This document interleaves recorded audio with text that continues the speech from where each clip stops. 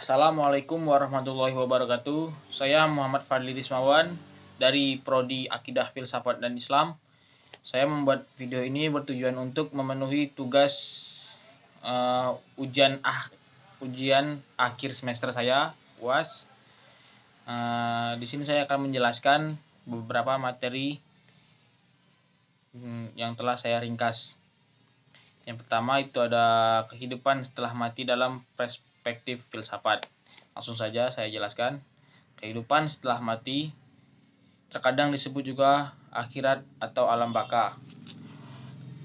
Adalah konsep tentang suatu alam atau alam itu sendiri, baik bersifat fisik maupun transdental, yang di dalamnya suatu bagian esensial dari kesadaran atau identitas seorang individu berlanjut keberadaannya setelah kematian tubuhnya. Menurut berbagai gagasan tentang kehidupan setelah mati, aspek penting dari seorang individu yang hidup setelah kematian jasmani kemungkinan adalah beberapa elemen parsial ataupun keseluruhan jiwa atau roh dari individu tersebut yang dibawanya dan memberikan identitas diri, keyakinan pada kehidupan setelah mati yang mungkin bersifat naturalis atau supranatural, kontras dengan keyakinan pada ketiadaan atau keperluan kekal.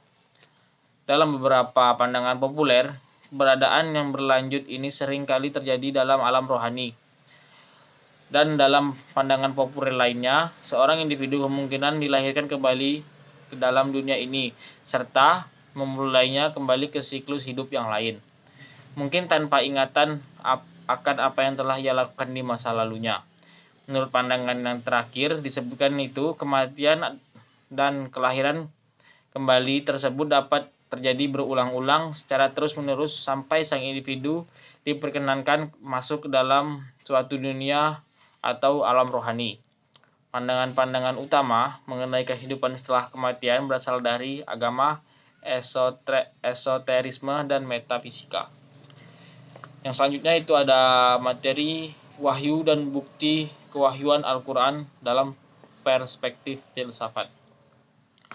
Wahyu secara terminologi menurut Muhammad Abduh adalah pengetahuan didapati seorang dari dalam dirinya dengan disertai keyakinan pengetahuan itu datang dari Allah, baik dengan melalui perantara ataupun ataupun melalui suara yang telah terjelma ke dalam telinga atau tanpa suara sama sekali. Bukti logis kewahyuan Al-Quran yaitu ada dalam Quran surat Fussilat ayat 11 sampai 12 yang bunyinya artinya, kemudian dia menuju langit dan langit itu masih merupakan asap. Maka dia menjadikan 7 langit dalam 2 masa. Dia mewahyukan pada tiap-tiap langit urusannya. Pada ayat itu dijelaskan saat ini benar-benar diketahui bahwa atmosfer bumi terdiri atas lapisan-lapisan yang berbeda, yang saling bertumpukan. Lebih dari itu, persis sebagaimana yang dinyatakan dalam Al-Quran. Atmosfer terdiri atas 7 lapisan. Yang selanjutnya yaitu ada manusia modern dan agama masa depan. Adapun 2 hipotesis yang menentang mengenai asal mula perilaku modern. Beberapa ahli berlandasan bahwa manusia mencapai modernitas secara anatomis terlebih dahulu sekitar 200 juta tahun yang lalu. Dan selanjutnya mereka mengadopsi perilaku modern sekitar 50 juta tahun. Hipotesis ini berdasarkan pada catatan fosil yang terbatas dari periode sebelum 50 juta tahun dan melimpahnya artefak manusia yang ditemukan setelah 50 juta tahun. Pendukung dari pandangan ini membedakan manusia modernitas dengan manusia modern secara perilaku.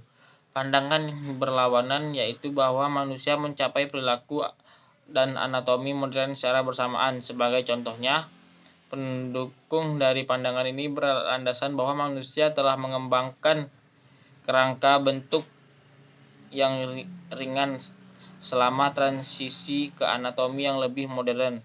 dan hal ini dapat terjadi lewat meningkatnya kerjasama manusia dan penggunaan teknologi. Ciri-ciri karakteristik dari perilaku modern. Jika Anda yakin iman Anda berbeda di level kebenaran tertinggi, Anda mungkin menolak gagasan bahwa agama itu bisa saja berubah. Tetapi jika sejarah menjadi patokan, tidak peduli seberapa kuat kepercayaan kita saat ini, agama mungkin akan bertransformasi atau berubah pada waktunya ketika pindah keturunan kita atau menghilangnya begitu saja. Masuk materi yang terakhir, itu ada agama dan sains modern.